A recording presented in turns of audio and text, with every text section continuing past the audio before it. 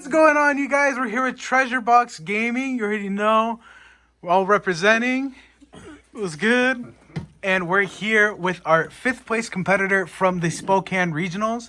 What is your name and what did you play? My name is Paco Cervantes, and I played Runick Spright. So what made you decide to play this deck for this Regionals? I felt like I had a pretty good matchup against Tier. The Runick cards are really interactive, and I find that a lot of people who are on Tier, because it's a complicated deck, it's a hard deck to play. I find that I have an easier time playing against it than playing the deck. Even though I felt like that deck is stronger, I wanted to be able to interact, and I felt like the Runick cards are also really, really good against Rogue. So I came into here expecting to play Rogue. I was so wrong. I played against 6 Tier decks today. Wow. 6 Tier decks, yeah. Okay.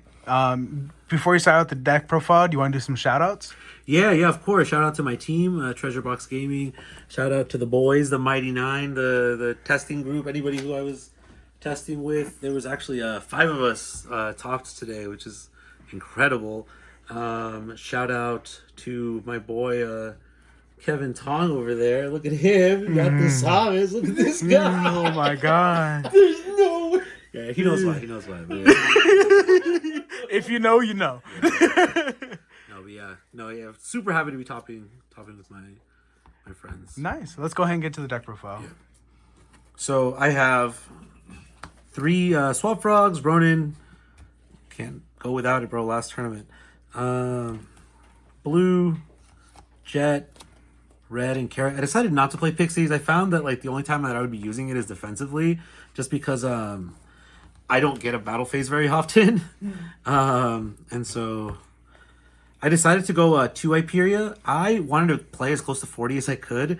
There's actually a card that I was supposed to play 40, but I threw in a card at last minute as my 41st card, and I decided to be that over a 3rd Hyperia, because I felt like it was really good, but if I was going to get this and Toad, I would rather normal summon the Toad, and then just special summon this later if I can. For my hand traps, were just 3 and 3. I wanted to play some hand traps. I didn't want to go too heavy because I was playing Runicks, but I felt like I had to play Sun. Otherwise, I was just going to get blown back by Tier ending on Eradicator or Anti-Spell. So those were my hand traps. And going into the spells, just the 3 starters, 1 Smasher for my Sprite stuff. And then I played 1 Fountain and then 15. So the Searcher, the Special Summon Monster Popper, the MST, the Imperm, fucking the Imperm, bro. And I chose to play Slumber as because it made it so that I was playing more, which made it more likely to open multiples. And this is the only one that I can activate on my turn once I already control an extra deck monster. So I can just slap this down to be able to get the 3rd one in the grave and use it that way. It can also protect a card once from destruction, and the card that I use it on can attack. So I was able to protect my stuff during battle, but I was also able to make it so if my opponent went into battle with an Xyz monster thinking they were going to Zeus me, I just used this at the beginning of battle and they couldn't attack, and then they just had to go into the main phase 2, and then they were skipping their battle phase. It goes both ways. And then my 41st card was Called by the Grave. It wasn't in my deck. My friend, who also got top 8, was just like, what are you doing? Put that in your deck. The card is really good. And I was like, yeah, you're right. This card is really good. And it was. Every time I saw it. I didn't see it very often. When I did, it was nice. Do you think when you saw it, do you think it overperformed? Yeah. I think every time. There was never a point where I had that card and I was just like, oh, this card is okay. It was always really, really strong.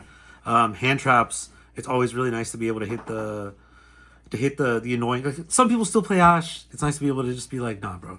And then hit him with it. But for the most part, it was Veilers. Being able to stop Veilers was really nice on my Gigantic. Also knocking Toads out. So I have Toads, 2 Gigantic Sprite. I chose to play Jin Buster. I summoned him a few times if I had the nuts. It was nice to be able to end on him.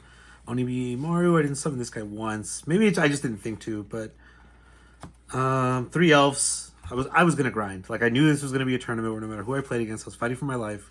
And I was gonna grind. 1 Dark, super good card. IP. Never summoned it. This card sucks. Abomination. Oh, look at this card right here, bro. These two cards. Combo. You can, so you turn this card if you have Runick cards, or if you know that something's about to get destroyed and you have an IP, you chain this and you special summon the Abomination, then you just get to use Abomination's effect and destroy another card on their field. So you turn it into like a quick play. And then it can't get destroyed by card effects because of IP. And then the last three were 2 Hugin and Jerry. I was not going into battle very often, so I never actually summoned this guy. And there were situations where I could have summoned this, but a lot of the times I was just summoning this just because I can, if it gets destroyed by battle, then I can just send it back. And then if I'm grinding, if we're like in a simplified game state, it makes it easier to last longer. And then to go for the side deck, my going first cards were 3 summon limit and 1, where did I put it? 1 field spell. These are my going first cards. I felt that going first, if I knew I was going to go first, I wanted to open this because it sucked having to waste one of my cards, one of my Runick cards, and then discard another one with the level 2, hoping that they didn't have imperm. I would rather just open this card, but obviously going second, it's awful.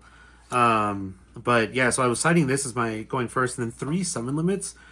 These were kind of had a double-edged sword. It made it so that it would slow the game down enough to where I was able to whittle their cards away with my Runick spells, but it also just made the game so long, and it made it so that I could, because I was under it also, like if I wasn't startering on their turn and then coming back, I was only able to do a little bit of stuff at a time. And there was a game, the one time, the tie that I got early on in the tournament, I got it because I wasn't able to get to Abomination as fast as I wanted to.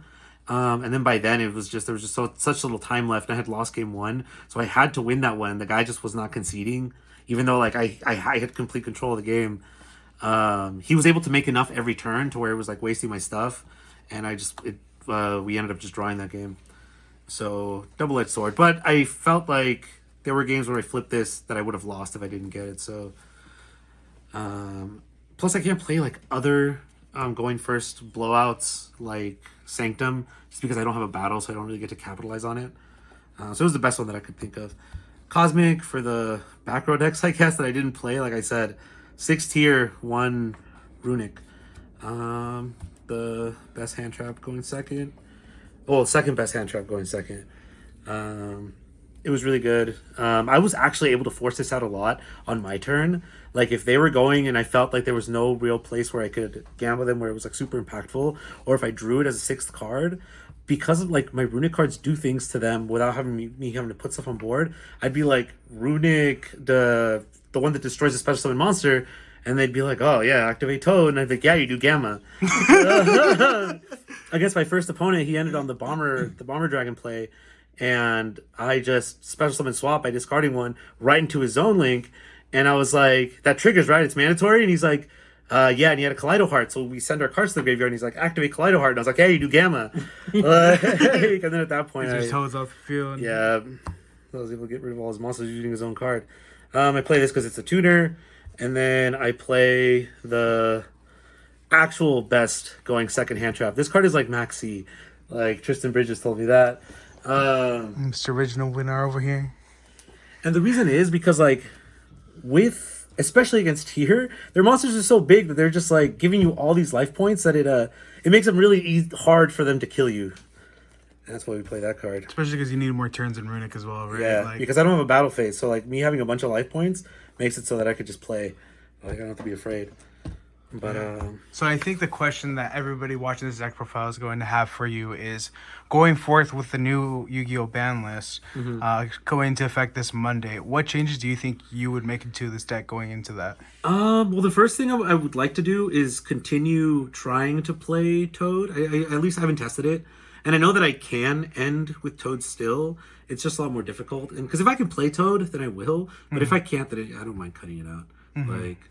Because the Runick cards are really good. They're the reason why I played the deck. And the Sprite cards, of course, are really good. And maybe we'll add in another archetype. We're not sure yet. But as of right now, I want to keep playing this deck. Yeah. Any last minute shout outs or anything you want to mention about the deck? I just think that if you feel good, like if you prefer the game where you're just interacting, where you are responding to their stuff, whittling the game down to a simplified game state, then this is definitely the deck. Tier is really powerful. I still think the Tier is the most powerful deck, but just being able to interact with my opponents is what I want to do. All right. Well, thank you so much. Congratulations on your regional top 8. And what event are we going to see you at next? Oh, is it Seattle or is it Pasadena? Pasadena, yeah. Seattle's going to be December 17th. Pasadena is going to be November 4th. There it So is. thank you all for watching out. If you haven't already, please like and subscribe to Treasure Box Gaming. You forgot to put All right. bro.